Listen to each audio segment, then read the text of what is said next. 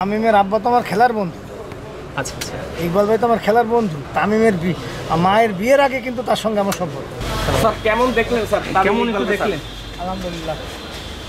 তামিম সাকিব ভাই তো দেশে নেই, আসলে তামিম ভাইয়ের সাথে কোনো কথা হয়েছে কিনা কিংবা একটু যদি বলতেন। এটা ওর সঙ্গে কথা হচ্ছে কিনা আমি জানি না, তবে তামিম ভালো আছে আলহামদুলিল্লাহ। খুব রিসেন্টলি বাসায় শিফট করতে পারে না?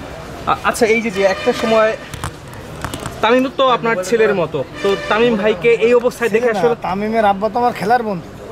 আচ্ছা আচ্ছা, ইকবাল ভাই তো আমার খেলার বন্ধু, অতএব তামিমের মায়ের বিয়ের আগে কিন্তু তার সঙ্গে আমার সম্পর্ক। তো এই অবস্থায় তামিমকে দেখে আসলে কি বলবেন? আসলে দোয়া করা ছাড়া আর কি আছে বলেন। এই মুহূর্তে তামিমকে দেখলাম, তার জন্য দোয়া করলাম। আমি গতকালকেও নামাজ পড়ে দোয়া করছি, আমি দোয়া করি।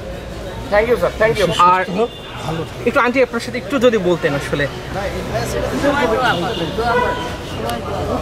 তামিম ভাইকে এই অবস্থায় তো আসলে আমরা কেউই কল্পনা করিনি।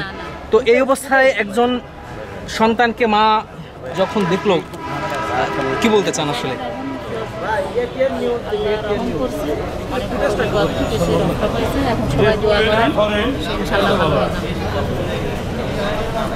আচ্ছা, আর কোনো কথা হয়েছে কিনা?